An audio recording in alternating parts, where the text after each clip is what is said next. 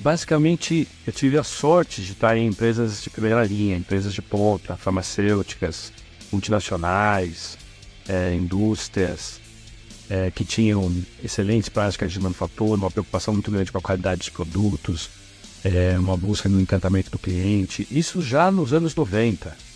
Então, a gente já falava naquela época sobre respeito à diversidade, à inclusão de pessoas que pertenciam à sociedade, mas em grupos que não estavam presentes nas empresas naquele momento.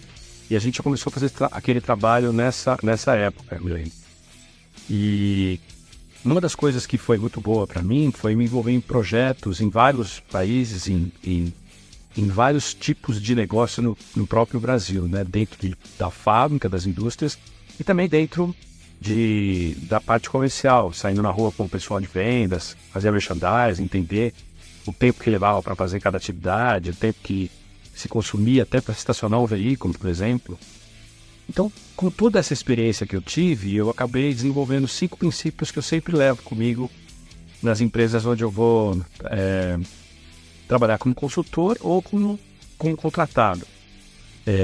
A principal situação que eu vejo é ajudar a liderança, é apoiar a liderança, é fazer com que a liderança sinta que a área de gestão de pessoas é uma área parceira e que as pessoas podem confiar e que você vai fazer de tudo para ajudá-los, porque o trabalho deles é muito difícil, não é um trabalho simples. Liderar pessoas não é fácil. Mas pode ser prazeroso, pode ser legal, pode ser bacana quando você entende que a diversidade de pessoas que você tem, que toda a complexidade de gente que você tem, ela pode ser usada em favor da estratégia e não contra. Então, uma das situações que eu vejo que é bastante legal em relação a desenvolver a liderança é mostrar para eles como se comunicar. Esse é o segundo passo, né? Como falar com as pessoas, como atingi-las de uma forma eficaz, praticando a escuta ativa, tendo uma comunicação assertiva, tendo uma comunicação bacana, uma comunicação legal, onde as pessoas possam se sentir respeitadas e incluídas, né? A comunicação também passa por algumas situações que são situações corporativas. Então, assim, o gestor tem que ter um apoio da corporação naquilo que ele está falando. Ele não tem que dizer o que ele acha, ele tem que dizer o que a corporação está pedindo para ele falar. Então, muitas vezes a opinião dele, ela é ótima, ela é fantástica e importante, mas ela tem que estar conectada com a estratégia da organização. Senão, cria-se uma disfunção na comunicação, e isso fica muito complicado, e a gente vê isso muito nas empresas. O terceiro ponto que eu destaco é a distribuição de metas para essa liderança ter um apoio. Como vai distribuir essas metas? Como que a gente sai lá de cima da organização, do que o CEO, do que o presidente ou que o dono, o herdeiro querem fazer e descer isso de uma forma eficaz para a organização. Existem várias formas de fazer isso, né? Eu gosto das metas SMART, eu acho que é simples, não é algo inovador, mas é algo que, para uma empresa que não tem uma boa experiência em relação à distribuição de metas, isso é fantástico. Também tem a questão de que você pode transformar rotinas que as pessoas falam, mas nem todo mundo tem meta estratégica. Verdade. Algumas pessoas não têm mesmo. Elas podem ter uma melhoria dos processos que elas já cuidam.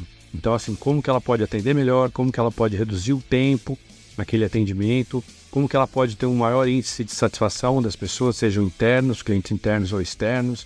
Então, é possível dimensionar. É claro que se tiver um trabalho que vem lá de cima, né, onde você transforma a visão do CEO, do board, de quem seja o principal gestor da organização, em ação, né, o que a gente chama de visão em ação, é muito melhor, porque aí você traduz isso de uma forma muito mais legal. E é importante, né, e aí a gente fala de comunicação, que isso desça, mas que também suba, né, que as pessoas também possam se manifestar, que elas possam dizer. Muitas vezes a gente não quer ouvir as pessoas, a gente quer só delegar, porque a gente tem medo que elas nos digam que não é possível ser feito. Na verdade, a minha experiência mostra que não é bem assim. Elas podem te dizer que pode ser até mais fácil ou até melhor. Basta você ter coragem de ouvi-las, né? Às vezes vem muitas informações importantes e que podem readequar um planejamento e torná-lo mais efetivo. É importante também, e aí eu chamo isso de quarta característica, o quarto passo, como vocês quiserem, ter uma agenda eficaz de controle disso, né? Tanto da parte do que vai ser comunicado, como da parte que vai ser medido, né? Quais são os principais indicadores de performance que a gente quer medir e que a gente quer que faça com que as pessoas tenham isso claro.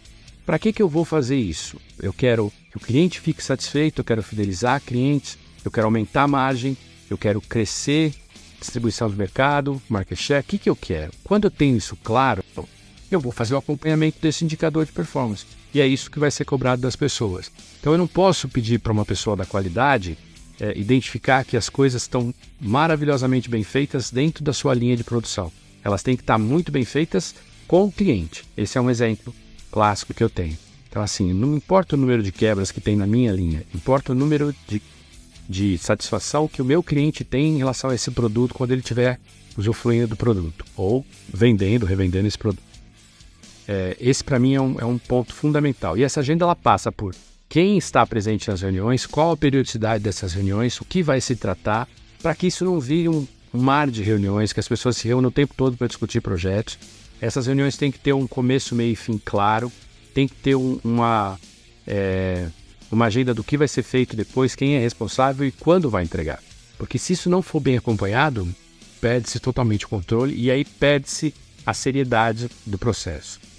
E, finalmente, eu acho que tem que ter um processo individual de avaliação, porque esse processo que eu acabei de falar é um processo mais coletivo, mas tem que ter um processo individual onde as pessoas sintam que elas podem ter feedback sobre o que funcionou e o que não funcionou, e elas sintam também que elas tenham como se desenvolver nessa organização.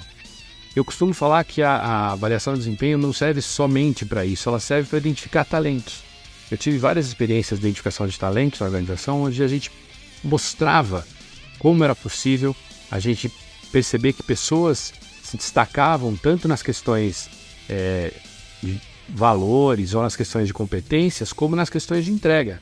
E isso nos mostrava quais eram as pessoas que tinham que ter projetos mais importantes, mais desafiadores. E isso nos fez revelar vários produtos e várias situações novas que deram muito resultado. Essa, basicamente, é um resumo bem curto de uma carreira de mais de 30 anos. Tem muitas outras situações que eu poderia estar falando, mas esse é um artigo que eu escrevi para o LinkedIn. Se tiverem interesse em saber um pouco mais, falar comigo, falar com as pessoas da Recriare, para que a gente possa conversar com vocês e ver como isso é possível de ser feito e como é legal fazer um trabalho desses. Valeu, obrigado.